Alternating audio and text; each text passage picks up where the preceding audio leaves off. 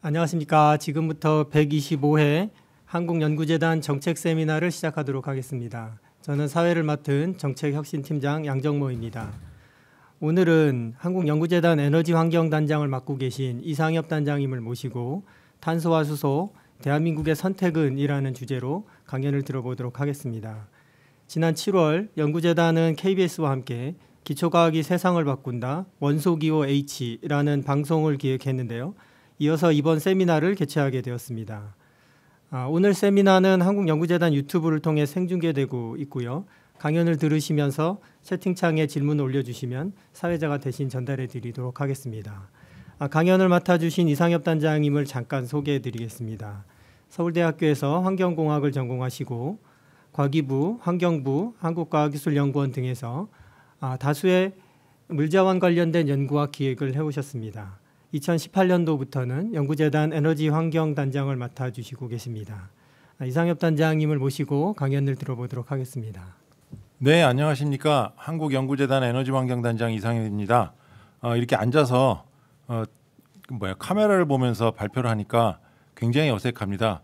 그리고 제가 하는 발표를 들어보신 분들이 저는 원래 서서 하는 게 굉장히 익숙한 스타일인데 앉아서 하니까 괜히 손가락도 만지게 되고 손톱도 뜯게 되고 막 이렇게 되는 것 같습니다.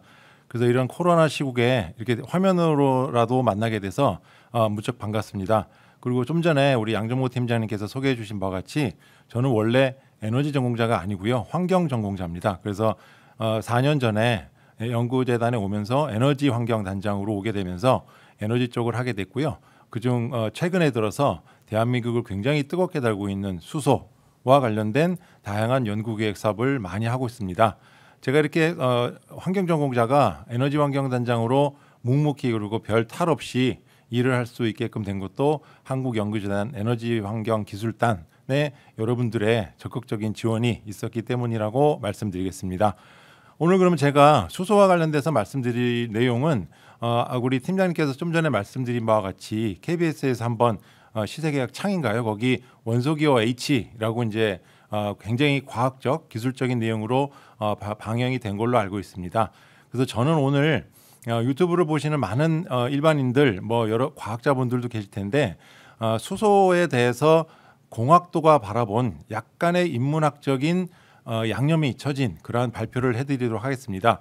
그래서 저는 이 슬라이드의 오른쪽을 보시면 원소기호 시사기획 창에서는 원소기호 H로 되어 있는데 저는 더 H라는 걸로 발표를 해볼까 발표 자료를 만들면서 처음 생각을 했습니다. 수소 그러면은 제목 그대로 요즘 굉장히 여러분들한테 익숙합니다. 방송 매체, 신문 모든 곳에서 수소라고 얘기하는데 수소 굉장히 가볍고 굉장히 들뜨기 쉬운 물질입니다. 그래서 저는 제목에 여기 우오가 있습니다. 그래서 수우, 소오 한 번만 이렇게 발음을 해보시면 약간의 숨도 쉬시면서 한 템포 쉬어갈 수 있는 그런 제목을 제가 넣었습니다. 그리고 밑에 굉장히 친숙합니다. 근데 여기 수소가 어디 있지라고 생각하며 하시는 순간 여러분들께서 좀 약간 갸우뚱하실 수 있고요. 그리고 또 밑에 보면 오리진 오브 스타더스트라는 말이 있는데 스타더스트가 뭐지? 하고 여러분들 아마 처음 들어보시는 분들도 많을 텐데 제가 이 스타더스트도 저거 최근에 우리 아들 때문에 알았습니다. 우리 아들이 고1인데요. 뭔가 논술 준비를 한다고 선생님이 내준 숙제 3장짜리 인쇄물을 들고 왔는데 거기 스타더스트라는 단어가 있어서 이게 뭐지? 그러고 읽어봤는데 그게 수소였습니다. 그래서 이렇게 연결이 되는구나 해서 제목에도 오리진 오브 스타더스트라는 말을 넣었습니다. 그래서 수소 그림은 왼쪽에 보면 넥소 여러 도로에서 많이 돌아다니고 있고요. 여기 우리 대통령님 나오셔서 수소경제라는 얘기를 2019년도 1월 9일 날 얘기하시면서 그때부터 수소가 불붙기 시작했고 현대건설의 새로운 고급 아파트명이 더 H입니다. 그래서 그리고 여기 커밍순이라 있는데 이거는 내용을 얘기하다 보면 여러분들한테 발표를 드릴 예정입니다. 아직까지 말이 막 꼬이네요. 유튜브 그러면 많이 먹는 사람, 그리고 고양이, 강아지, 잘생긴 사람, 예쁜 사람, 몸매 좋은 사람 이런 사람들만 나오는 거로 생각을 했는데 제 얼굴이 유튜브에 나온다라고 하니 좀 흥분도 되고 말도 막 꼬이고 이렇게 합니다. 그래서 좀 양해를 해주시고 유튜브에 처음 나와 봅니다. 그래서 양해를 좀 해주시고 강의를 들어주시면 감사하겠습니다. 두 번째 슬라이드입니다. 에너지판이 바뀌고 있다라고 이제 한 건데 이 슬라이드는 제가 원래 키스트 소속인데요. 키스트에 수소하시는 분들께서 주신 자료를 에너지 패러다임이 변하고 있다라고 하는 것을 저는 판이라고 바꿨습니다. 우리 무슨 판 할 때 뭐 한 얘기가 많이 나오죠. 그래서 기존에는 여기 보시는 바와 같이 석탄, 석유의 중심의 에너지 판이었고 지금은 이제 바뀌어서 이산화탄소가 나오지 않는 에너지 판으로 바뀌고 있습니다. 그래서 그 중심에 여러분들이 잘 아시는 태양광, 풍력 등도 있습니다만 최근에 들어서 수소라는 것이 굉장히 주목을 받고 있습니다. 그래서 수소가 왜 주목을 받고 있느냐에 대해서 강의를 하면서 여러분들에게 조금씩 이해를 시켜드리도록 하겠습니다. 그다음 슬라이드. 수소 먼저 그럼 여러분들께 유튜브를 보시는 여러분들에게 좀 묻고 싶습니다. 이 앞에 계시면 좀 잠도 깨울 겸 이렇게 확확 묻는데요. 깨울 사람이 지금 앞에 카메라맨밖에 없는데 이분은 절대 안 주무실 것 같습니다. 수소 이미지 그러면 이과생들은 다들 기억하실 겁니다. 수헬립의 붕탄질산, 남아 알규. 제가 나이가 들어서 그런지 요까지밖에 못 외우겠더라고요. 그래서 보시면은 1번입니다. 1번 수할 때 1번이고 또 어떤 이미지세요라고 하면 그냥 우리가 고등학교, 대학교, 중학교 때 배운 H2 이렇습니다. 굉장히 심플합니다. 그리고 또 물으면 뭐 대기에 어디 있겠죠라고 얘기를 합니다. 그러면 이제 대기 구성 성분을 여러분들이 아시는 산소, 질소, 아르곤 그리고 수소도 엄청 많겠지라고 생각을 하는데 0.00005% 있습니다. 그러면 그게 있는 걸까요? 없는 걸까요? 없는 겁니다. 거의. 그럼 그게 어디 있나 좀 이따 말씀드릴게요. 그리고 중간 것은 여러분들도 잘 아시는 버섯구름 뭐 다 아시죠? 원자폭탄입니다. 그리고 맨 오른쪽에 이게 치르본바 뭐 이런 어딘데 여기가 이제 수소폭탄이 제일 크게 터트린 테스트한 현장이랍니다. 현장의 구름 사진이랍니다. 그러면 여기 옆에 별도로 나와 있는 구름이 뭐냐? 한 몇 년 전에 북한에서 수소폭탄을 퍼뜨렸다라고 이제 얘기를 해서 한번 기사가 나서 난리가 났었습니다. 근데 그때 수소폭탄이 아니다라고 이제 많은 분들이 얘기를 했고요. 저도 이 자료를 찾다 보니까 구름이 이게 버섯 구름이 아니고 그냥 펑 터진 구름이더라고요. 그래서 이것만 봐도 수소폭탄이 아니었나라는 생각이 들었습니다.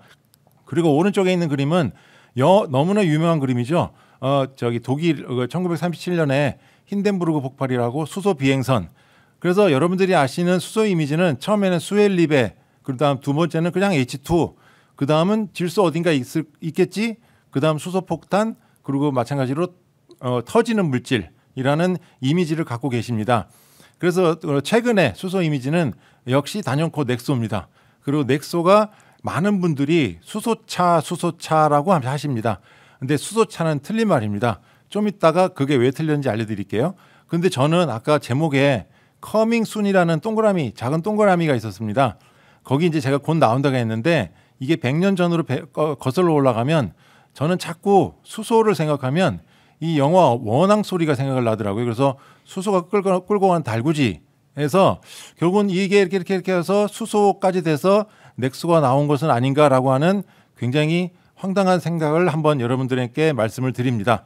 그래서 수소의 이미지는 여러분들에게는 아직까지 정리하면 막연함과 폭발 이거밖에 없습니다. 그리고 최근에 들어서 넥소 때문에 뭔가 있는 것 같은데 뭐 이런 정도입니다. 아직까지는. 그리고 수소는 여러분들이 잘 아시는 수헬립에 나왔고 여기 맨 밑에 1번, 26번 수철이를 기억해 주셔야 됩니다. 여기 수철이가 굉장히 중요한 의미가 있습니다. 우리가 사는 동안에요. 이거는 중학교 3년, 고등학교 3년, 대학교 3년 계속 외워왔습니다. 수헬립에 기계적으로요. 그래서 수헬립에 어쩌고 끝에 철 이래갖고 끝 됐어. 근데 우리가 왜 철까지만 외우라고 했을까? 아마 아시고 외우시는 분은 천재시라고 생각을 하고요. 저도 이거 발표 자료를 준비하고 수소를 접하게 되면서 알게 된 그 이유였습니다. 그래서 이런 걸 왜 고등학교 때 안 가르쳐주고 무조건 외우라라고 얘기만 했을까라는 우리 교육 시스템을 한번 생각해 보았습니다. 최근에는 이제 수헬립에서 떠나갔고 수소 자동차, 수소 폭발, 청정 에너지 기후 변화, 수소 경제, 하이드로전 서미트라고 최근에 구성됐고요. 지금 일산에 가시면 수소 전시회가 열리고 있습니다. 거기 현대자동차가 굉장히 근사하게 수소 트럭도 갖다 놓고 아마 전시를 해놨는데 끝났는지 잘 모르겠습니다만 어쨌든 일산에서 최근에 굉장히 멋진 전시회가 열렸습니다. 그리고 내년에 혹시 수소가 계속 간다라고 하면 내년에 수소 전시회가 열리면 꼭 한번 가서 보십시오. 왜냐하면 현대에서 굉장히 정성을 들이기 때문에 전시회 가운데 멋진 전시회 가운데 하나입니다. 그리고 또 하나 이런 단어를 여러분들 어디서 들으셨느냐? 방송 매체를 통해서 대부분 많이 들으셨습니다. 그래서 이제 우리가 이 청년이 되기 전까지는 성년이 되기 전까지는 수헬립의 붕탄질산으로 외우고 있다가 이제 최근에 들어와서는 어른이 다 돼서는 방송 매체를 통해서 자동차, 폭발, 청정에너지 등과 같은 이러한 뭔가 깨끗해 보이는 쪽으로 그리고 굉장히 잘 나갈 것 같은 이미지로 방송 매체를 굉장히 많이 수소를 접하고 있는 상황입니다. 그런데 이제 수소에 대해서 이런 이미지에서 좀 탈피해서 수소가 과연 뭔가 여러분들 잘 좀 생각을 같이 한번 생각을 해보시죠. 수소에 저는 이제 모든 발표 자료를 준비하거나 모든 기획 자료를 준비할 때 글자를 한 번씩 뜯어봅니다. 그래서 수소 한자입니다. 이거 물수자에 바탕소자 흰소자입니다. 그럼 요 뜻대로 그대로 얘기하면 물의 바탕입니다. 근데 나는 많은 분들이 아마 대한민국의 모든 지식인들은 나는 수소를 가스라고 배웠는데 갑자기 왜 물의 바탕이라고 얘기를 하지? 이상하다라고 이제 생각을 하실 거고요.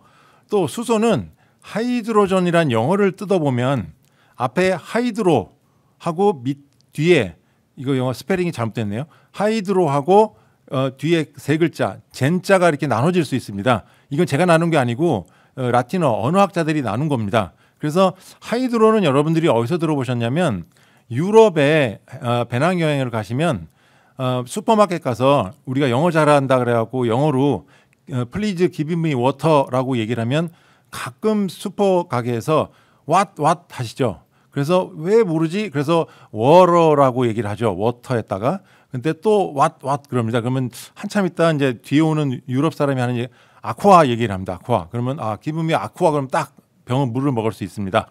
그래서 아쿠아와 하이드로는 같은 말입니다. 워터의 얘기입니다. 워터.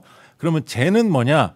여러분 제너레이션이란 말 너무 많이 들어보셨는데 그래서 젠은 어근으로 벌스 프로듀스란 말입니다. 그래서 영어도 그대로 만들어 보면 물을 만들다가 어원이고요. 이걸 독일어로 이렇게 얘기한답니다. 그래서 제가 읽지를 못해서 그건 잘 모르겠습니다. 그래서 영어로도 하이드로전은 라틴어의 하이드로와 비금속 원소의 전모사 젠 만들다의 합쳐진 뜻입니다. 그래서 자꾸 가스라고 배웠는데 저 사람은 왜 자꾸 물이라고 얘기를 할까라고 했는데 라부아지에 여기 여러분들 아실 겁니다. 이과 출신들은 아마 화학에서 1783년도에 수소가 산소를 만나서 연소할 때 물이 생성된다는 것을 확인하고 이 수소를 하이드로전이라고 명명을 했습니다. 그래서 그 반응은 수소 두 개, 수소와 H2O2하고 물 H2O를 만드는 이러한 반응을 통해서 수소는 물을 구성하는 가장 기본적인 성분이다라는 것이 이 과학의 가장 첫 출발점입니다. 자, 그러면은 이거는 굉장히 중요합니다. 요 밑에 물의 분자 구조를 보시면 이과생들은 다 기억하실 겁니다. 102.7도라는 걸 여러분들이 기억을 하실 텐데 요 HH의 각도가 120.7도 그리고 지구상에서 굉장히 안정적인 물질 중에 하나라고 우리가 배웠을 겁니다. 그래서 여기 있는 H를 우리가 다시 떼내서 쓰는 게 우리가 쓰는 수소 원자입니다. 지금 수소 분자.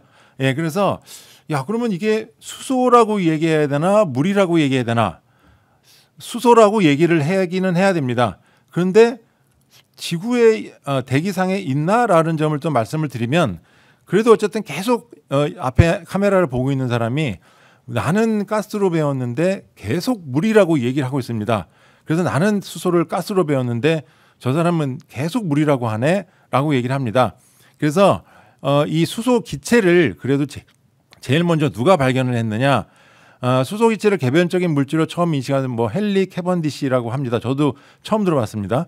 1766년 금속과 산 반응에서 나오는 기체를 인화성 공기로 확인했고 1781년에는 그 기체를 연소시켰더니 물이 생기더라. 라부아지에하고 똑같은 발견을 했습니다. 그래서 이 가스를 물이 만들어진다고 해서 이러한 반응을 통해서 수소가 만들어지지만 궁극적으로는 물로 간다라고 해서 중간 산물인 수소를 수소가스라고 하자라고 얘기를 했습니다. 그럼 많은 분들이 아니 중간에 수소가 있는데 가스가 이걸 잡아다가 그냥 가스 수소라고 하면 될 걸 왜 꼭 물에 붙어 있는 것을 여기 있어요라고 가리키고 수소라고 얘기를 할까 궁금증을 가지실 것 같습니다. 저는 가졌습니다. 근데 왜 그러느냐? 지구상 대기에 수소가스가 없습니다. 그래서 수소가스라고 가스 대기상에 지정을 하려고 보니까 없어서 어딨지라고 보니까 물에 털커덕 붙어 있으니까 여기 있어요라고 해서 이걸 수소 분자라고 얘기를 해서 수소라는 그 한자도 쓰고 영어도 쓰고 그렇게 된 거라고 저는 이제 여러분들에게 전달을 드리고 싶습니다. 그러면 대기 중에 왜 없냐 이걸 말씀드리면 아까 말씀드린 78, 21, 0.93, 0.04, 0. 이렇게가 있습니다. 그럼 78이 뭐냐? 질소입니다. 질소. 여러분들이 잘 아는. 그다음 21이 뭐냐? 산소. 그다음 0.93이 뭐냐? 희한하게 아르곤입니다. 그러면 0.04가 뭐냐? 아마 지금 기후 대응, 기후 온난화 등을 공부하시는 분들은 금방 눈치를 채실 겁니다. 지구상의 지금 현재 이산화탄소 농도가 400ppm입니다. 400ppm을 퍼센테이지로換算하면 0.04%가 나옵니다. 자, 그러면 이제 이렇게는 몇 ppm이냐? 0.005 ppm입니다. 그러면 1ppm도 굉장히 100만 분의 1인데 0.005면 도대체 이게 얼마나 작은 거야? 제가 과감하게 말씀드립니다. 없습니다. 예. 그리고 가스는 원자번호 수해 1번입니다. 그리고 여기는 90%나 있네. 이게 어디 있을까? 저기 있습니다. 우주에. 삼라만상 우주에 가 있습니다. 그리고 75%는 뭐냐? 우주를 구성하고 있는 물질 질량의 75%를 수소 1로 채워지고 있습니다. 자, 그러면 대기에는 0.005 ppm이 있고 하도 가벼워갖고 전부 우주로 가 있고 우주의 90%가 있고 그 전체 질량의 75%. 그러면 수소는 단언하게 말씀드릴 수 있게 지구에는 없고 우주에 있다라고 말씀드려도 되지 않을까 저는 아마 좀 한번 말씀을 드려봅니다.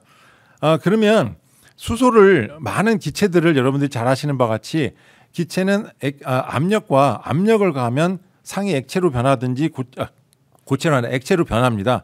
그래서 여러분들이 잘 아시는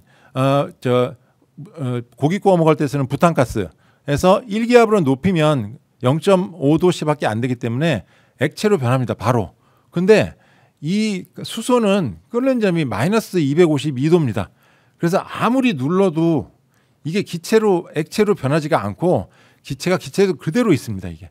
그래서 이게 수소는 지구상에 어떻게든 한번 좀 있게 만들려고 뭔가 이렇게 압력을 가하고 해보려고 했는데 이 마이너스 252도라는 끓는 점 때문에 액체로도 안 되고 고체로도 안 되고 오로지 기체로만 존재합니다.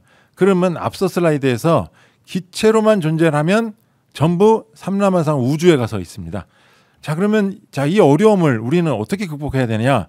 지구상에서 원료로 쓰려면 지구에 있어야 됩니다. 석탄하고 석유가 왜 우리한테 그렇게 많이 쓰일 수 있었냐면 뭐 이렇게 산을 파다 보니까 시꺼멓게 나왔는데 그걸 이제 연소시켜 보니까 에너지도 나오고 하더라라고 해서 쓴 거고 석유도 땅을 팠더니 뭔가 검은 기름이 퐁 솟아왔는데 이걸 잘 정제했더니 굉장히 좋은 원료가 되더라라고 했습니다. 근데 수소는 이렇게 하다 보니까 이제 좀 약간 고민이 되기 시작한 겁니다. 그러면 수소는 어디에 있느냐? 어디서 구하지? 이제 많은 사람들이 이제 제 강의를 요까지 들으시는 분들은 걱정이 이제 되실 텐데 많습니다. 지구에 많습니다. 어디 있느냐? 70% 30% 이거 뭔지 여러분들 너무 잘 아시죠? 우리 몸의 구성의 70%는 물, 30%는 나머지. 그리고 똑같이 지구도 지구의 70%는 물, 땅은 30% 이렇게 되어 있습니다. 참 묘합니다. 이게 신의 섭리인지 아니면 신이 이렇게 만들어 놨는지 아니면 이 숫자를 사람들이 일부러 7대 3을 맞춘 건지 잘 모르겠지만 우리는 이렇게 배워왔습니다. 그래서 70%의 물에 아까 102.7도를 구성하면서 정확하게 물로 구성해 있는 두 개의 수소가 있었습니다. 수소 지구상에 엄청 많습니다. 그리고 또 어디 있느냐? 이게 메탄입니다. 여기 탄소가 있고 수소가 4개가 붙어 있는 원소인데요. 이거를 여러분들이 잘 아는 탄화수소라고 얘기를 하고 요새 지구온난화, 이산화탄소의 주범, 화석연료의 가장 작은 기본 단위 중에 하나입니다. 그래서 보시면 여기 C가 있고 H가 4개가 있습니다. 그럼 아까 물에서 수소산소를 끊어버리면 2개의 수소가 나오고요. 여기서 보시면 여기 붙어있는 하나, 둘, 셋, 4개를 끊으면 4개의 수소가 나옵니다. 그러면 물에도 많고 여러분들이 주위를 둘러보시면 여러분들 주위에 다 플라스틱 있습니다. 플라스틱이 탄화수소의 수소결합으로 결합해서 만든 여러분들이 많이 듣는 고분자입니다. 고분자. 그래서 거기서 H를 잡아 뜯어내면 다 H입니다. 엄청 많습니다. 자, 그러면 이걸 이렇게 많고 정말 좋네. 그래서 굉장히 하는데 그러면 여기서 뜯어낼 수 있느냐? 뜯고 하다 보면 남은 C는 어떻게 될까요? 산소와 결합을 해서 우리가 요새 굉장히 경계하는 이산화탄소가 돼버립니다. 그래서 이거에서 만들어낸 수소를 부생수소라고 얘기를 하고 여기는 H2O에서 HH하고 끊어봤자 나오는 게 물밖에 없습니다. 그러면 그거는 그린수소 이렇게 딱 구분을 합니다.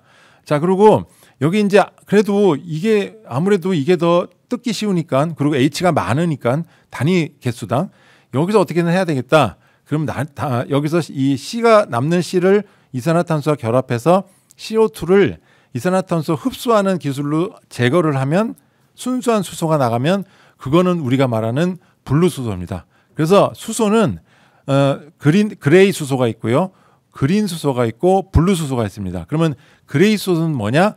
이거를 잘라낼 때 CO2를 그대로 날려보내면서 같이 수소와 CO2를 같이 얻는 거를 그레이 수소, 회색, 별로 색깔이 어감이 안 좋습니다. 그리고 블루는 뭐냐?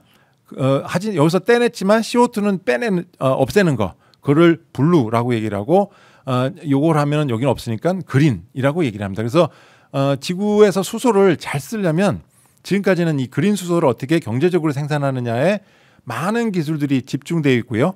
대한민국도 거기에 많은 지금 투자를 하고 있는 상황입니다. 그럼 아까 말씀드린 대로 이제 CO2를 이제 전기 분해를 하기만 하면 되는데 이 물을 분해하기 위해서요. 물을 분해하려고 하다 보니까 여러분들이 이과생들은 한 번씩 다 배운 전기 분해입니다. 그리고 이 전기 분해를 어디서 많이 배우셨냐면 요즘은 못합니다. 금지가 돼 있어서 옛날 어르신들은 배터리 들고 가서 강가에서 딱 넣고 찌직 해갖고 물고기 확 띄워갖고 매운탕 끓여 드셨습니다. 그 원리입니다. 그래서 그때 물고기도 죽고 수소도 산소도 나옵니다. 그때 찌직하기 때문에. 근데 그 전기를 우리가 지금 굉장히 경계하는 화력발전소에서 만들어낸 전기로 분해해서 수소를 만들었다라고 한번 생각을 해보십시오. 그러면 수소를 만들기 위해서 엄청난 이산화탄소를 만들어내는 격이 돼버립니다. 이거는 아니다라고 이제 사람들이 생각을 해서 이 전기를 어디서 갖고 오느냐? 여러분들이 잘 아시는 태양광, 풍력 등 화석연료가 아닌 곳에서 만들어진 전기를 활용해서 전기 분해를 하면 정말 깨끗한 수소가 만들어진다라고 이제 하는데 문제가 아직까지 이 물 전기 분해의 효율이 그닥 높지는 않습니다. 왜냐? 말씀드린 대로 물 분자는 굉장히 안정적입니다. 그래서 그거를 안정적인 물질을 깨려고 하니 에너지가 많이 들어가다 보니까 아직까지 효율성 측면에서 그렇게 높지 않은 점이 있습니다. 그러면 물이 안 되면 이제 탄화수소를 분해하자. 아까 말씀드린 4개의 C 중심의 H를 4개를 끊어버리면 이 그림만으로 보면 H가 4개가 나와버립니다. 그러면 여러분들이 잘 아시는 고분자 물질은 이것을 이 그림과 같이 쭉쭉쭉쭉 이렇게 메탄, 에센 이렇게 붙여나가는 게 중합 반응이고요. 거기서 이제 요거를 한번 우리가 이 메탄 깨듯이 한번 잘라보자라고 하면 H가 14개 나오는 동안 C가 6개가 나옵니다. 자, 그래서 이거는 수소는 참 만들기는 연료는 좀 세고 셌는데 이게 이 C가 문제네라고 이제 생각을 해서 아까 같이 블루 수소와 그레이 수소라는 그 수소 두 가지가 탄생하게 됐습니다. 그래서 이 탄화수소는 여기 초록색 박스에 보이는 것 같이 굉장히 많습니다. 여기서 수소를 다 잡아 뜯어내면 다 수소로 쓸 수 있습니다. 근데 C가 문제입니다. 그리고 많은 여기 유튜브 분들이 보시면서 아까 첫 번째 이미지 중요한 이미지 중에 하나가 수헬립의 다음이 폭발입니다. 폭발. 그러면 수소 기체는 공기 중에서 4에서 74%의 농도일 때 인화성 물질이 있을 때 빵 하고 터집니다. 근데 수소는 항상 공기 중에 아까 말씀드린 대로 이렇게 낮은 농도로 존재합니다. 그래서 이거는 수소는 이렇게 있을 때는 절대 터질 일이 없습니다. 그래서 수소와 산소가 만나기만 하면 폭발하는 게 아니고 수소와 산소가 만나면 아까 라부아지하고 무슨 미국 화학자가 만드는 물이 나옵니다. 그리고 수소가 그러면은 수소와 산소가 만나면 폭발을 하지 않으면 뭐가 될까? 여러분들이 지겨워하실 것 같아서 그냥 폭발 대신 무슨 단어가 있을까? 폭소라고 한번 만들어봤습니다. 죄송합니다. 이게 완전 아재 개그입니다. 그래서 이 많은 분들이 영화에 근사한 장면이 나옵니다. 저격수가 저격하려고 하다가 잘못 맞아갖고 자동차가 맞으면 기름통에 맞으면 빵 하고 불이 납니다. 그래서 저격수가 이렇게 있는데 저격수를 구글에서 쳤더니 이런 그림이 나오더라고요. 동막골에서 가서 누가 저격을 하고 있나라는 생각이 들었습니다. 그래서 수소는 그러면 수소 탱크에 빵 맞으면 어떻게 되느냐? 여러분들이 요새 캠핑이 유행하는데요. 버너에서 불 쫙 하는 거 아시죠? 그와 같이 폭발은 안 하고 그 터진 장소에서 인화성 물질은 슉 하고 이렇게 이 불꽃이 나옵니다. 그래서 수소는 만나면 물이 생기지 수소는 폭발을 하지 않고 물이 만나고는 폭소가 된다라고 하는 점을 기억해 주시기 바랍니다. 자, 갑자기 뜬금없이 데이비드 보위가 나왔습니다. 데이비드 보위의 아까 제목에 오리진 오브 스타더스트가 있었는데 그 스타더스트가 뭐냐? 이 데이비드 보위도 수소에 대해서 많이 고민을 했던 모양이더라고요. 자, 이제 여러분들이 잘 아시는 트윙클 트윙클 리틀 스타입니다. 여러분들이 굉장히 한 번씩 대한민국 국민들 다 불러본 그건데요. 수소. 그래서 지금부터는 지금 앞에 요 슬라이드에서는 수소의 과학적인 얘기를 했는데 지금은 수소의 인문학적 존재 가치에 대해서 제가 주제를 확 바꿔서 말씀을 드릴까 합니다. 수소는 아까 97%에 75% 존재한다고 했죠. 대부분의 우주에 있습니다. 그러면 수소는 어디서 나왔지? 여러분들이 잘 아는 빅뱅 이론이 빵 하면서 수소가 생성됐고 수헬립의 붕탄질산이 왜 나왔느냐? 수소의 핵융합을 통해서 헬륨이 나오고요. 헬륨의 핵융합을 통해서 계속 이렇게 주기율표대로 나옵니다. 그래서 제가 지구에 제가 이 발표를 할 때마다 저는 뭔가 여러분들한테 기억되는 뭐를 남겨야 되겠다라는 압박감을 갖고 항상 발표를 합니다. 그래서 이번에도 여러분들이 잘 아시는 트윙클 트윙클 리틀 스타 노래를 좀 바꿔봤습니다. 우주에는 아까 수소가 존재하고 수소와 핵융합으로 가장 먼저 생기는 게 헬륨 1번, 2번입니다. 그러면 우리나라 사람들은 트윙클 트윙클 리틀 수혜라고 하면 어떨까라고 생각을 했습니다. 혹시 이해를 잘 못하셨나요? 그래서 우주상에는 반짝반짝 작은 별도 있지만 이 반짝반짝 작은 별의 가장 많은 구성 성분은 수소와 헬륨이다라는 점을 기억하시면서 트윙클 트윙클 리틀 수혜라고 한번 노래를 불러보시면 어떨까라는 생각을 했습니다. 그래서 어쨌든 우주에는 수소가 굉장히 많고요. 그래서 이제 주기율표대로 쭉쭉쭉 가다가 여기 보시면 맨 끝에 철로 끝납니다. 그래서 우리가 주기율표를 외울 때 저쪽 수헬립에서 철로 끝납니다. 그러면 철까지 수철이가 왜 기억하시라고 아까 말씀을 드렸냐면 수소, 핵융합, 헬륨 핵융합 네온인가 이렇게 나오고 이렇게 쭉쭉 여기 보시면 나옵니다. 네온 산소 규소 하다가 보면 맨 끝에 핵융합의 끝단이 철입니다. 그래서 제가 이거를 이제 보면서 철 좀 들어라라는 얘기가 어머니들이 많이 하시죠.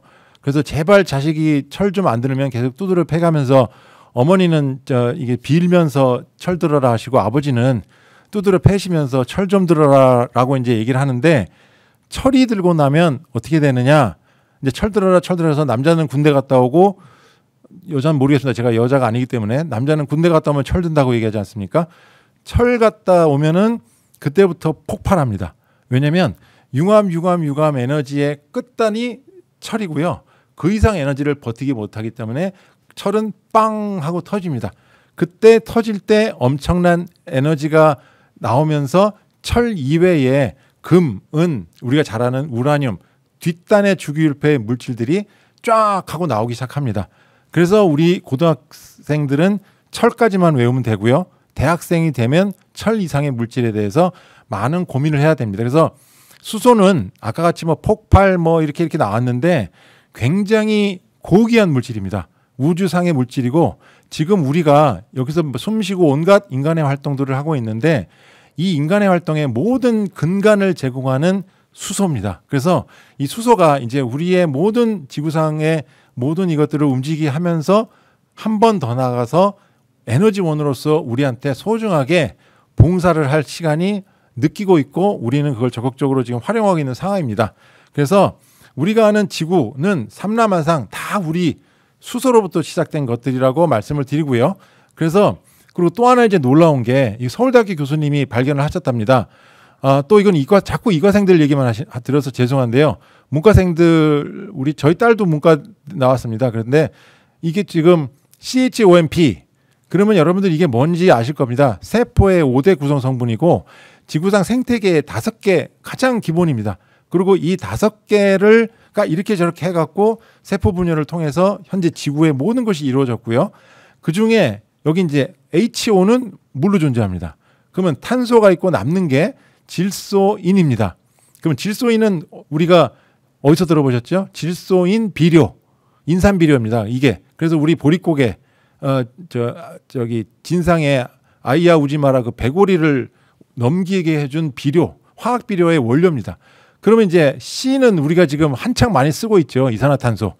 그래서 보시면 P도 우리가 구성하는 P도 수소가 빵 터져서부터 융합을 통해서 최종적으로 철이 터지면서 유래된 거라고 해서 결국은 우리의 생명도 어딘가에 수소로부터 시작됐다라고 하는 점을 말씀을 드리겠습니다. 그래서 지금까지 수소는 물에 존재한다라고 하는 것을 통해서 굉장히 과학도 갔다가 인문학도 갔다 그래서 정신이 없으실 텐데 요약을 잠깐 해드리겠습니다. 우리의 숨쉬는 대기에서는 수소 냄새는 거의 나지 않습니다. 아마 굉장히 예민하신 분은 맡으실지도 모르겠지만 거의 안 납니다. 그런데 원앙 소리 영화를 보면 소달구지가 생각나면서 머릿속으로 수소 냄새가 나실 분도 있지 않으실까라고 생각합니다. 그리고 지구상에는 수소는 없습니다. 0.00005%.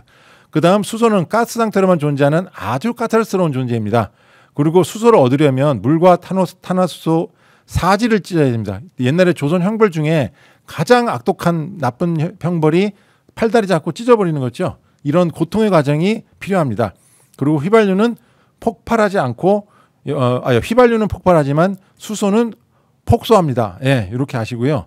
그다음 요약 2는 요건 여러분들이 잠깐 잠깐 술 드시다가 심심해 그럴 때 한 번씩 불러보시면 어떨까? 트윙클 트윙클 리틀 스웨라고 이렇게 요걸 한번 이걸 꼭 외우시면서 야 우주에 이렇게 수소가 많대. 그리고 수처리까지 외운 이유를 여러분들이 아셨으면 좋겠고요. 철들기가 왜 이렇게 어려운지 아셨을 겁니다.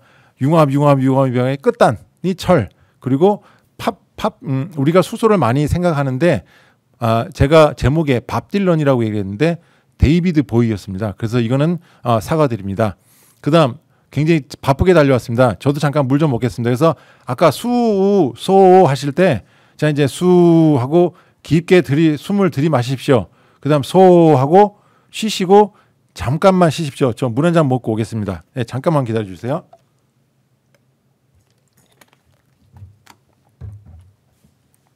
예, 그리고 이거는 여러분들이 굉장히 궁금해하실 것 같아요. 수소차를 사야도 돼요, 말아야 돼요. 좀 이따 질문하실 분도 계실 것 같고, 전기차가 좋아요, 수소차가 좋아요?라고 물으실 것 같고, BMW가 좋아요, 넥소가 좋아요?라고 물어보실 분이 계실 것 같아요.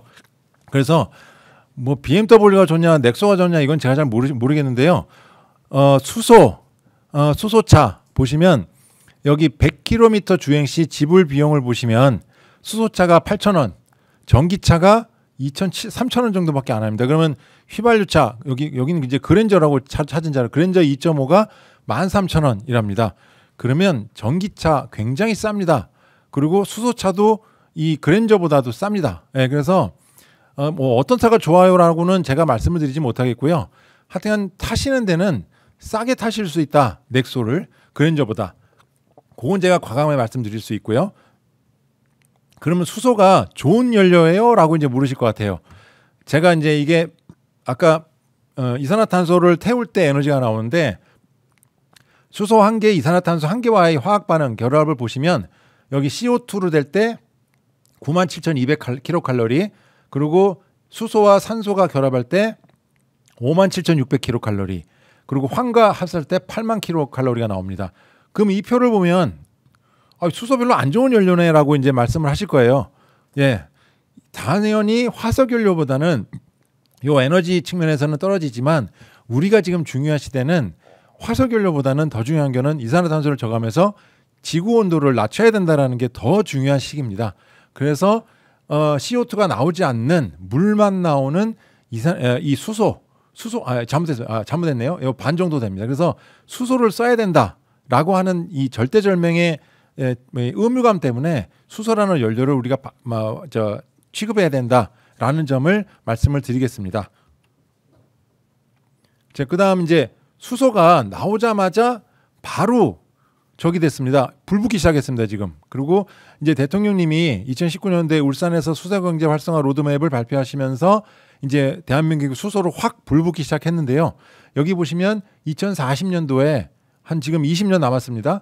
수소차가 내수가 300만 대 정도를 계획을 하겠다라고 이제 발표를 하셨고, 그래서 여기 이제 근데 이 바이든 대통령이 취임식 할 때 취임사에 The Bible tells us that to everything there is a season, a time to build, a time to reap, a time to sow라고 이제 했답니다. 이걸 한국말로 계속했더니 지을 때, 거둘 때, 뿌릴 때가 있다고 하더라고요. 그래서 저는 이 직업병이 됐습니다. 수소를 하도 많이 접하다 보니까 이 바이든 대통령의 time to heal이라는 이 단어를 보면서 이 H가 갑자기 하이드로전으로 보이면서 이 2019년도는 우리는 이제 타임 투 하이드로전 시대가 왔고 우리 대한민국은 열심히 달려가야 되고 현대자동차가 수소자동차에서 지금 도요타 자동차보다 많이 앞선 기술로 많이 평가되고 있습니다. 그래서 이 상황을 계속 미래로 끌고 가야 된다라고 하는 점을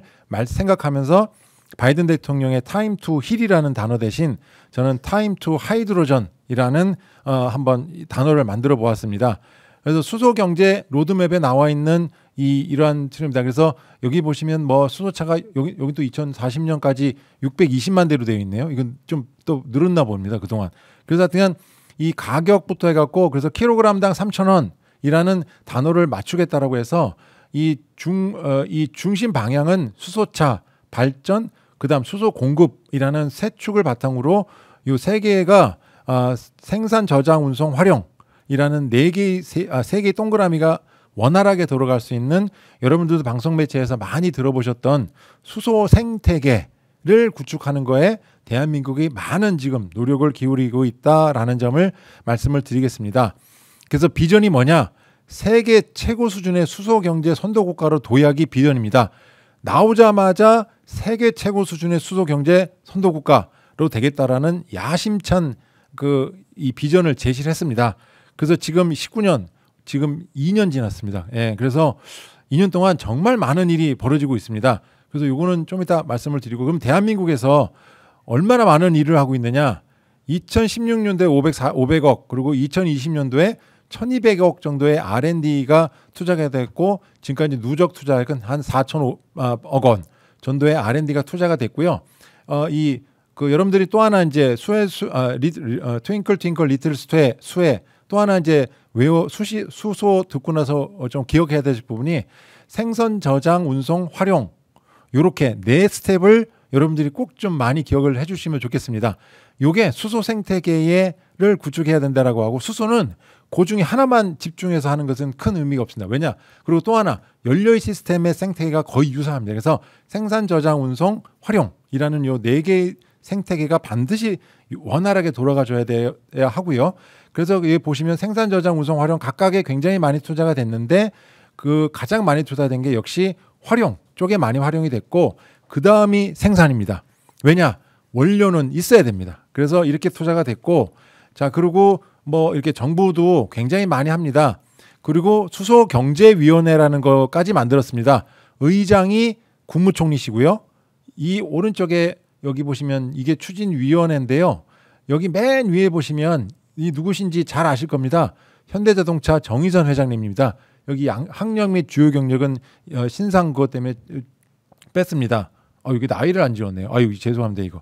네, 그래서 여기 정의선 회장님이 아마 간사 비슷한 역할을 하시고 계실 겁니다. 그래서 여기 보시면 우리나라 대기업 총수들이 많이 참여하고 계시고요.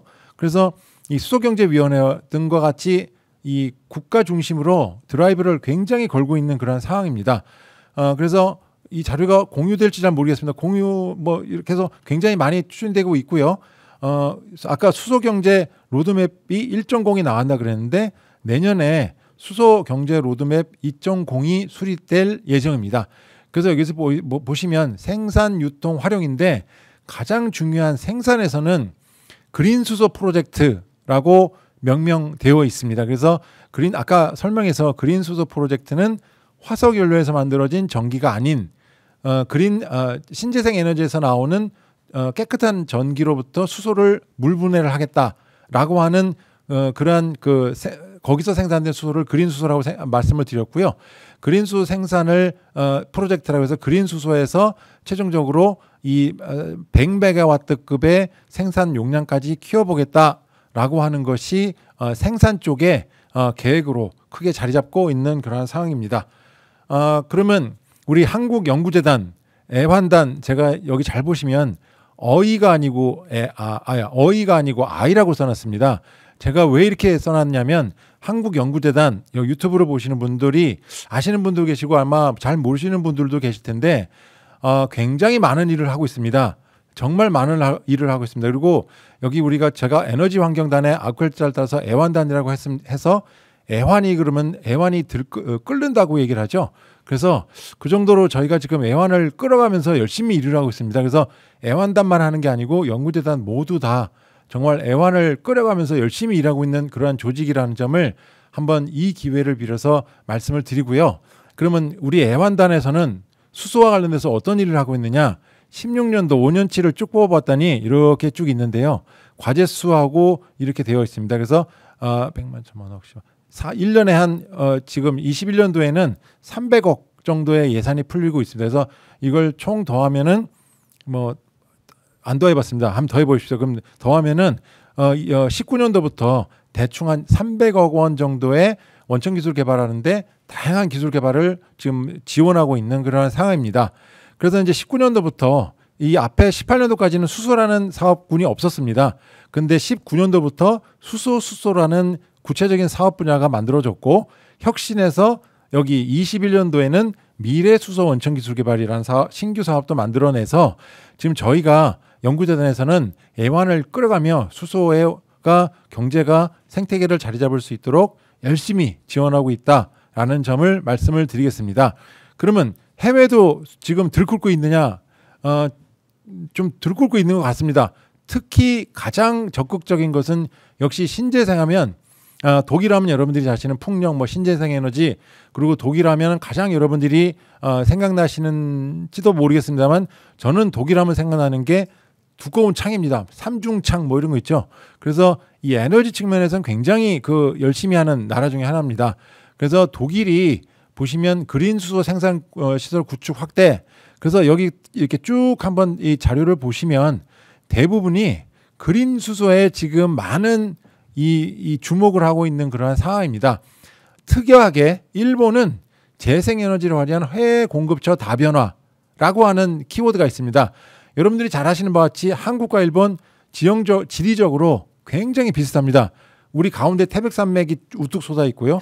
일본은 섬 가운데 산맥이 우뚝 솟아 있고 우리가 살 땅은 변두리, 산맥의 변두리만 삽니다. 그래서 우리나라가나 일본이나 굉장히 유사하고요. 여러분들이 또 한 가지 트윙클과 함께 생산, 저장, 활용, 운송이라는 것과 세 번째로 기억해 주셔야 될 단어를 하나 부탁드리고 싶은데요. 에너지 섬이라는 단어를 좀 기억을 해주셨으면 좋겠어요. 이게 에너지경제연구원의 원장님께서 자주 쓰던 단어에서 제가 좀 인용한 단어인데요. 전 에너지경제연구원장입니다. 그 에너지 섬이라는 것이 뭐냐? 일본은 완전히 에너지 섬입니다. 왜냐하면 섬이니까요. 자, 근데 우리도 에너지 섬이라고 많은 분들이 얘기를 합니다. 왜 에너지 섬이라고 하느냐? 우리는 에너지를 꼬을 데가 없습니다. 누구 때문에요? 저기 얼마 전에 또 무슨 로켓 쏜 그 김정은 때문에 에너지를 빌려올 데가 없습니다. 그래서 우리가 잘 아는 한반도입니다만 한 에너지 섬이고 일본은 섬이니까 그냥 에너지 섬입니다. 자, 그래서 근데 독일이나 이런데 그 비싼 신재생 에너지를 빨리빨리 만들어야 되는데 어떡하지? 근데 유럽은 여러분들이 잘 아시겠지만 유럽 EU로 되어 있습니다. 그래서 거기는 EU 한 나라입니다. 그래서 프랑스에 가서 야, 너희 원자력 많이 발전하니까 저기 좀 줘. 꿔줄래? 그러면 꿔줄게. 그러면 너희 뭐 줄래? 그러면 우리 BMW 100대 줄게. 이렇게 뭐 왔다 갔다 전기를 꿔주고 받을 수가 있는데 우리는 받을 곳은 없어요. 그래서 자, 이제 그린 수소도 우리가 지향해야 될 반대 이러한 에너지 섬이라는 독특한 상황에서 우리가 효율화를 쫓아나갈 방향이 과연 무엇이냐? 많은 고민이 필요하지 않을까? 그리고 기술의 집약도와 기술의 이 속도가 좀 더 빨라야 되는 상황이 아닌가라는 생각이 들었습니다. 그럼 수소는 수소 만드는 방법을 말씀드리면 이렇게 3개입니다. 추출수소, 부생수소, 수전에 이렇게 되어 있고요.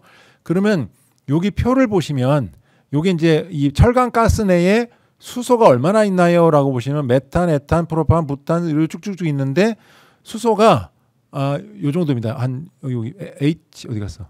여기 H 붙어 있는 놈들이 많죠. 굉장히 많죠. 그래서 여기서 H를 잡아 떼면 요게 이제 추출수소입니다. 그리고 부생수소는 가스는 여기 이제 공업 프로세스물이 나오는데 여기서 정제 과정이 나오는 겁니다. 그래서 여기 보시면 이제 촉매라는 화학 공정이 나오고 여기 이제 메탄, 물 해서 수소와 이산화탄소 되는 것. 그리고 이거는 만드는 것을 깨끗이 이산화탄소를 제거해서 수소만 남기는 거 해서 정제 공정이 나오고 신재생 에너지하는 그린 수소는 물을 전기분해해 버릴 겁니다. 태양광 풍력 등으로 해서. 자, 그러면 이제 보시면 여기 이제 철강산업의 부생가스의 수소의 양이 얼마나 되느냐 이제 보시면 여기 COG 뭐 LDG 이렇게 있는데 요거는 철강가스의 공정입니다. 여기 보시면 질소, 수소 이렇게 있는데요. 수소가 55.5%나 있습니다. 그러면 요거를 잘 쓰면 되겠네 라고 해서 요거를 해서 부생수소로 만들어 여기서 정제해서 55%만 빼내는 거 요거를 이제 부생수소라고 하고 출출수소는 여기에 H 많이 붙어 있는 것들을 떼내는 거 그리고 얘는 물을 갈라버리는 거 이렇게 해서 지금까지 수소는 생산하는 방법이 3개입니다. 그래서 여기서는 이산화탄소가 나옵니다. 그리고 여기도 이산화탄소가 나오고 이산화탄소가 없고 여기서 이산화탄소가 발생되는 것을 이산화탄소를 흡수해버리면 그게 여러분들이 말하는 분류수소 이렇게 분류가 됩니다. 그래서 수소 만드는 공정은 이렇게 3개로 지금 우리나라에서 많이 만들어지고 있고 아직까지는 이 2개가 생산량의 대부분을 차지하고 있습니다. 그래서 요거는 아직까지 양적인 측면에서 크게 기여를 못하고 있는 상황입니다. 그러면 이제 또 한번 요약을 해드리겠습니다. 수소, 대한민국 정말 열심히 달리고 있습니다. 경제활성화 로드맵, 기술개발 로드맵 이거 저희 애완단에서 했고요. 이거는 우리 애완단에 기억을 해주셨으면 좋겠습니다. 문경은 박사님이라는 분이 계신데 이분이 굉장히 이거를 열심히 하셨고 이쪽에 전문가십니다. 그래서 혹시 수소에 대해서 너무 자세히 알고 싶다. 그러면 제가 저 대신 이 문경은 박사님을 찾으시는 게 더 좋을 것 같습니다. 그리고 수소법이라는 것도 만들었습니다. 그리고 호랑이 부처 수소기술개발 사업인데 이거 호랑이가 뭐지? 이게 뭐냐면 우리 공식적인 용어로는 범부처 수소기술개발 사업인데 이게 범부처 그랬더니 저는 자꾸 호랑이가 생각나갖고 호랑이 부처 기술개발 사업 예 썰렁하셨어요? 예 그다음 이제 이걸 또 수소기술개발 로드맵을 2.0을 현행화를 또 하고 있고 이것도 아까 말씀드린 문경은 박사님이 하고 계십니다. 그리고 수소경제활성화 로드맵도 곧 할 겁니다. 예 그래서 애완단은 애완을 절절 끌어가면서 일을 하고 있고요. 타임 투 하이드로전입니다. 대한민국은 가야 됩니다. 그리고 모두 현재 수소 생산이고요. 그리고 해외도 타임 투 하이드로전이고요. 여기 마지막 애완단은 애완단입니다. 예, 이걸 말씀드리고 자, 또 가요 톱10 이상한 게 나왔습니다. 2019년 1월 등장하자마자 바로 1등 했습니다. 수소. 자, 그러면 모든 기술이 나오자마자 쓰일 수 있는 기술은 없습니다. 과학을 바탕으로 해서 차근차근 해서 기술로 나중에 어디 공장에 쓰이는 이런 겁니다. 근데 여러분들이 여기 일반인들은 잘 모르시고 이제 연구자분들이나 기술자분들은 아실 것 같은데 TRL이라고 기술을 레벨로 나누는 이게 단계가 계단이 있습니다. 그래서 1층부터 9층까지 있습니다. 그래서 1층이 진짜 실험실에서 hin가운하고 있는 거, 그리고 9층이 공장에서 쓰는 거 이렇게 되어 있는데 수소가 19년도에 빵 나오자마자 갑자기 어떻게 이렇게 확 불 붙을 수 있을까? 15년 전 2006년도에 수소 연료전지 사업단이라는 것이 있었습니다. 그래서 여기서 기초적인 연구하고 어떤 방향으로 가야 된다라고 해서 이 등대지기 역할을 조금씩 하고 있었습니다. 그래서 이거를 많은 분들이 어떻게 수소가 나오자마자 이렇게 빵 할 수 있지? 여기 많이 하셨던 분들이 굉장히 많은 하고 있었습니다. 그래서 그 당시 그 사업단 15년 전에 그 사업단에서 예측했던 게 지구온난화도 예측하셨고 자원이 고갈될 거다. 그리고 에너지 수요가 급증할 거다. 고용량 휴대용 전원 수요가 증가할 거다. 온난화 이거 급증 휴대용 기기는 잘 맞히셨습니다. 100점. 근데 자원 고갈은 저는 99점을 드렸습니다. 왜냐? 여러분들도 여기 과학 소설 다 읽어보셨을 건데 저 이거 초등학교 시절입니다. 정말 애들이 많습니다. 저 혹시 여기 기억하시는 분, 경험하신 분도 계실 텐데 오전반, 오후반 시대입니다. 그래갖고 저 한 반에 90명 다녔습니다. 예. 그래서 그 여기 보시면 그 당시 공상과학 소설을 읽으면 초등학교 때 100년 뒤에는 수소는 없어진다라고 얘기를 했어요. 근데 지금 그 당시 지나고 거의 50년이 지났는데 수소는 더 많아졌습니다. 석유가 더 많아졌습니다. 지금. 그래서 맨날 거짓말만 하나. 어쨌든 이거는 99점 줬습니다. 그리고 그 당시에도 부시 대통령, 고이즈미 총리, 우리 돌아가신 노무현 대통령 세 분 모두 수소를 말씀하셨어요. 야, 근데 이때 왜 얘기를 이렇게 했고 이 다들 굉장히 추진력이 있으신 세 분의 대통령이신데 이게 왜 그 2006년에 나오고 별 얘기가 없다가 2019년도에 갑자기 나왔지? 했는데 최근 들어 좌청룡 우백호라고 얘기를 하죠. 그래서 저는 기후위기 우탄소 중립입니다. 지금 시대가. 그래서 2006년도의 역사에다가 최근 들어 기후위기와 탄소 중립이라는 것이 플러스 되면서 뭔가 나왔습니다. 근데 기술이 그때 그럼 과연 있었냐?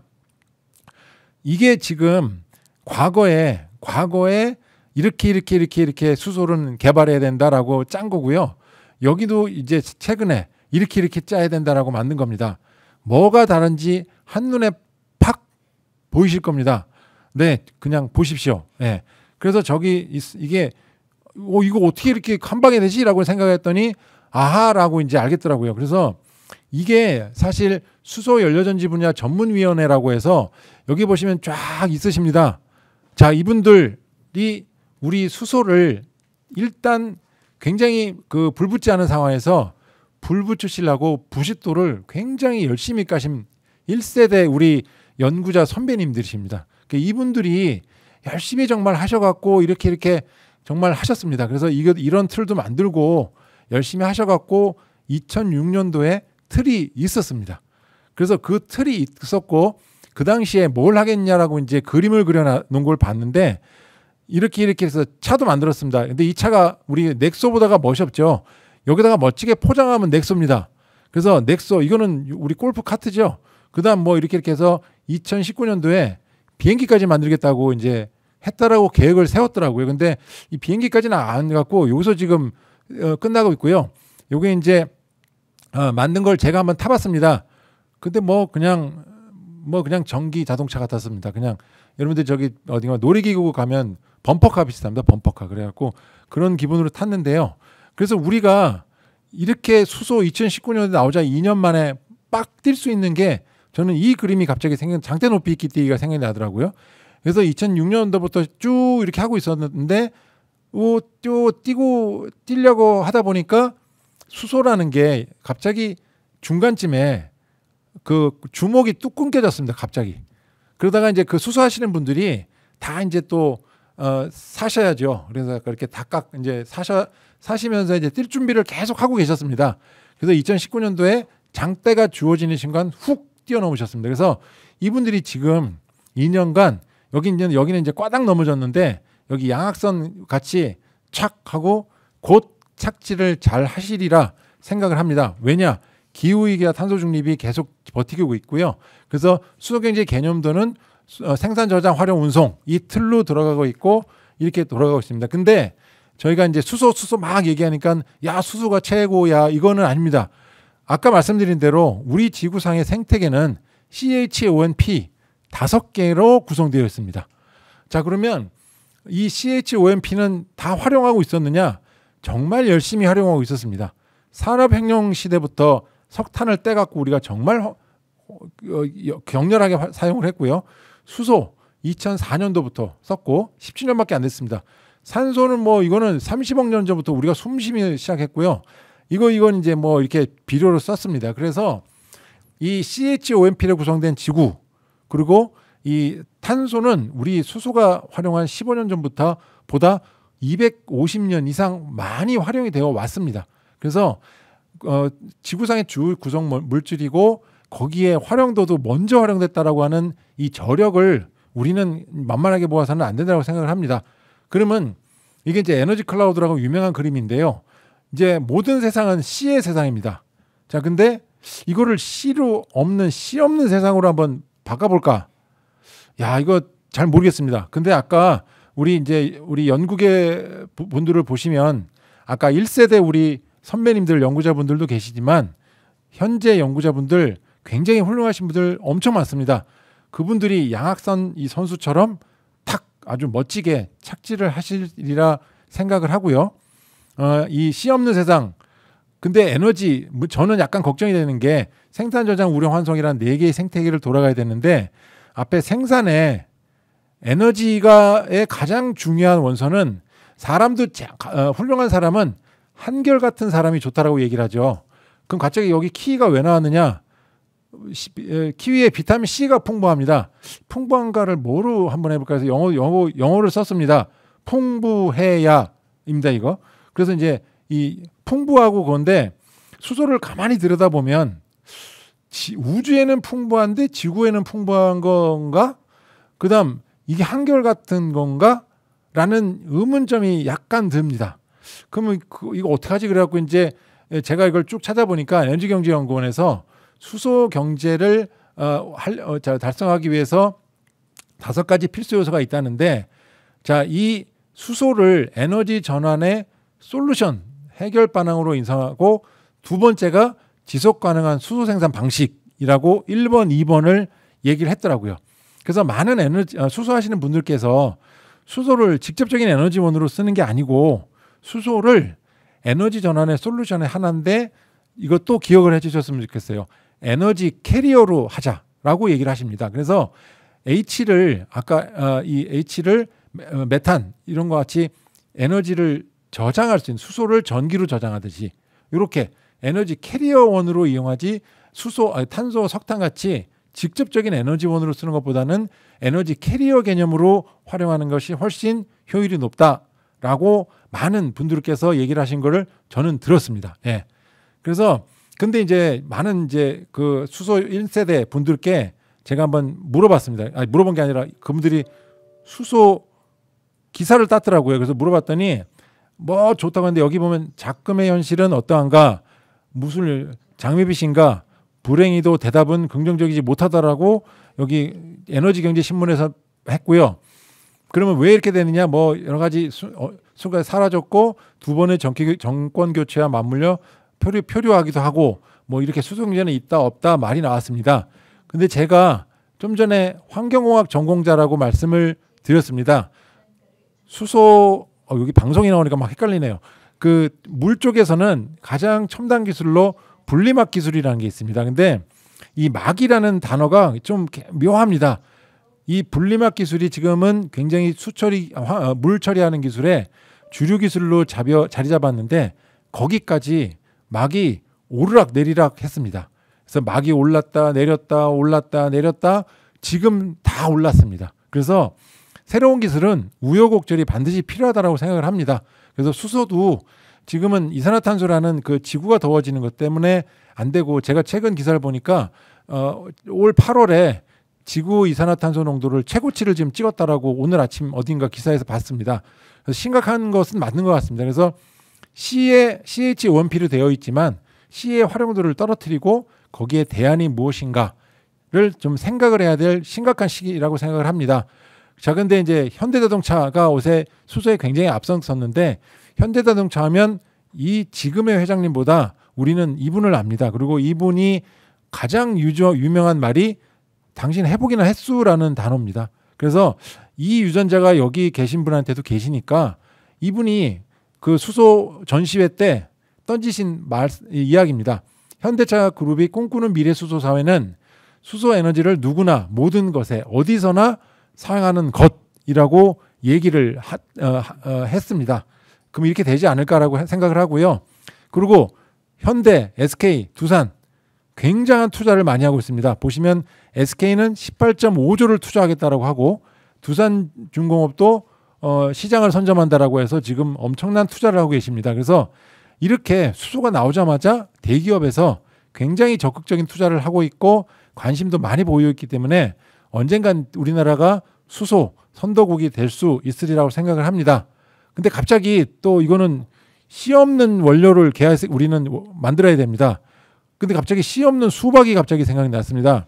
이 씨 없는 수박 여러분들 잘 아십니다. 우장춘 박사님께서 만드신 수박인데, 제가 이마트를 가서 여름에 이 씨 없는 수박이 있나 없나 찾아봤는데 안 팔더라고요.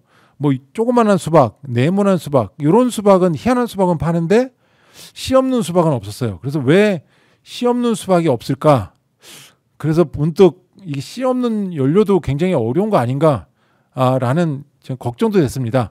그래서 수소 어딘가 있겠죠. 근데 여기 이제 글자를 보시면 H2O에 붙어 있고, CH4에 붙어 있고, NH3에 붙어 있고, 탄화수소에 수소가 붙어 있고, 있긴 있는데, 야, 여기 이렇게 있네? 그러면 이걸 다 끊어내야 되는데 아마 화학 결합을 끊는 게 그렇게 쉽지 않은 반응입니다. 그래서 야, 뭐 어쨌든 있긴 있는데 있겠지입니다, 답이. 그래서 근데 어디 있을까? 우주에 있네? 이렇게 생각하면 좀 어떻게 할까? 많은 고민이 필요하다고 생각을 합니다. 그래서 이런 이제 요약을 또 드리면, 우리는 2006년부터 수소를 준비했고 그 중간 기간에 막이 잠깐 내렸다가 2019년도에 다시 막이 오르기 시작해서 현재 열심히 불타고 있습니다. 그리고 15년의 숙성 기간이 있었고요. 그리고 CH5NP 너무 만만하게 보시면 안 된다라고 저는 생각을 합니다. 그리고 씨 없는 수박이 왜 인기가 없을까? 요게 우리가 연료를 생각할 때 한번 생각해 보면 어떨까?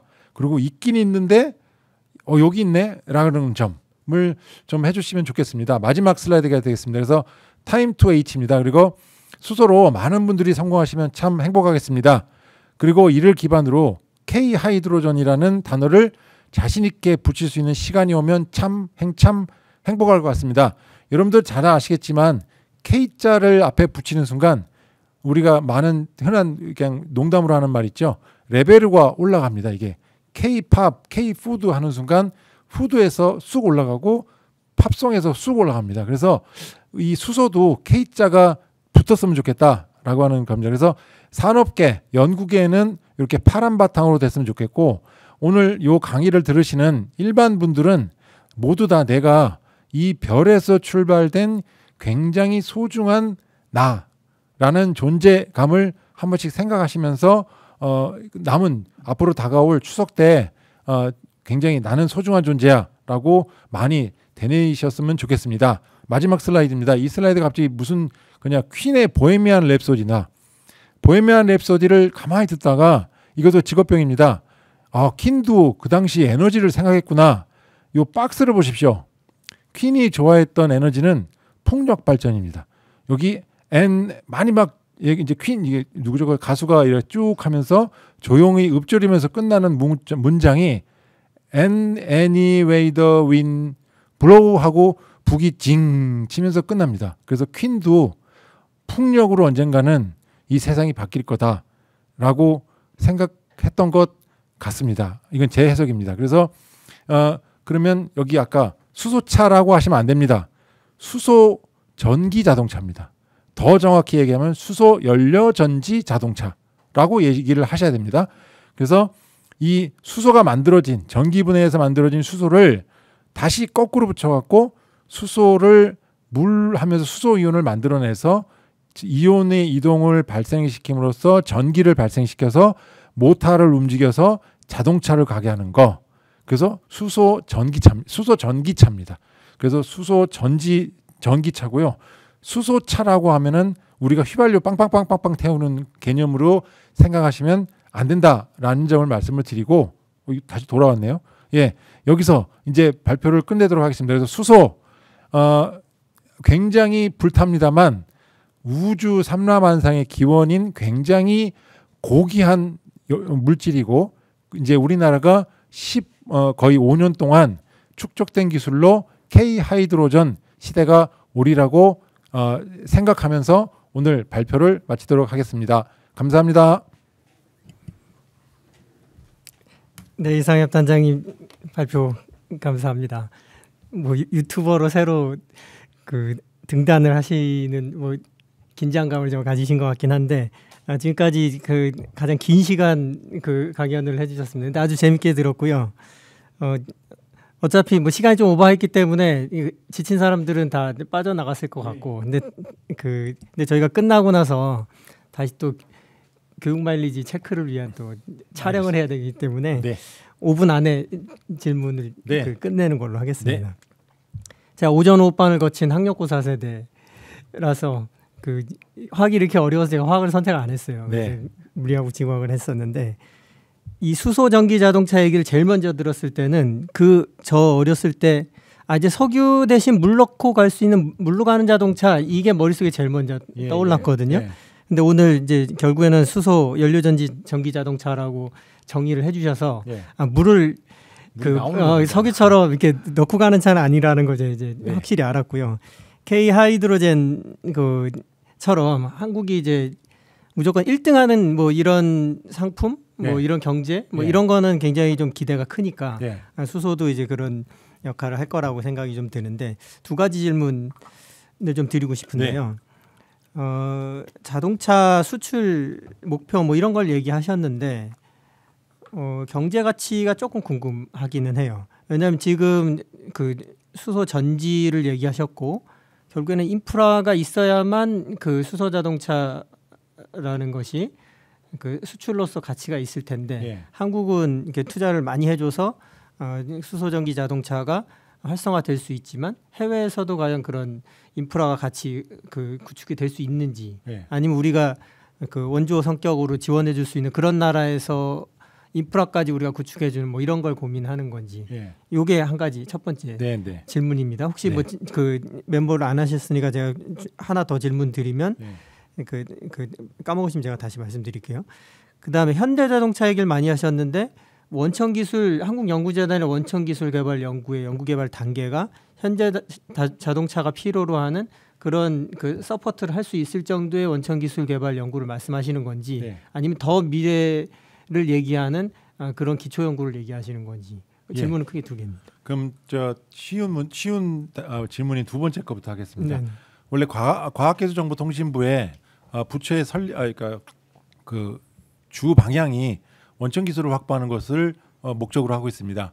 그래서 저희 연구재단에서 지금 지원하고 있는 과제들은 아까 TRL이라는 기술의 단계 측면에서는 5 정도까지 해서 이게 실용화 가능성이 충분히 있네라고까지 확인하는 그 정도의 기술입니다. 그래서 궁극적으로는 현대자동차나 이런 모빌리티나 이런 데 다양하게 접목할 수 있는 기술까지 가는 거를 목표로 해서 거기서 직접 꼭 필요한 기술이 뭔가를 도출한 다음에 그 꼭 필요한 기술을 만들어서 실용화 가능성이 있다라고 확인하는 그 정도까지 저희 재단에서 지원하고 있고요. 그래서 재단에서 지원하는 기술들이 바로 현대자동차가 넥소에 턱 실린다. 이건 아직까지 조금 시간을 필요로 하는 그런 단계의 이 간극이 좀 필요하다라고 말씀을 드리겠습니다. 그리고 이제 우리의 경제적 가치를 이제 말씀을 하셨는데 아까 말씀드린 생산, 저장, 운송, 활용이라는 네 가지의 그 축이 항상 필요합니다. 그리고 에너지 같은 이 축이 필요한 이유는 지금 석유는 기본적으로 이 전 세계 글로벌 네트워크로 촘촘하게 굉장히 메꿔져 있습니다. 그래서 우리나라가 석유 한 방울 나오지 않습니다만 석유를 쓰는데 여러분들께서 아무도 고민을 안 하십니다. 그냥 주유소 가서 넣으면 되고 아무 고민을 안 하시는데 자 수소는 이미 이 수소가 나오는 산유국 중심으로 굉장히 네트워크가 착착착착 구성이 되어 있는데 아직까지 수소는 자 이제 그린 수소라는 초기 단계 그러한 측면 그리고 부생 수소를 하는데 아직까지 이산화탄소의 문제 등과 같이 실질적으로 경제적 가치를 창출하기까지에는 아직까지 기술적인 간극이 좀 있다라고 하는 점을 말씀을 드리겠습니다. 네, 뭐 질문이 저는 많은데 일단 시간상 이제 이 정도로 네. 질문을 마치기로 하고요. 네. 유튜브에서도 질문보다는 여러 던지신 아재 개그에 감동이 있는 그런 반응들이 좀 많았습니다. 네, 오늘 공부를 하셨어야 되는데 강연은 이 정도로 마치고요. 네. 다시 한번 감사의 말씀 드리겠습니다. 예, 감사합니다.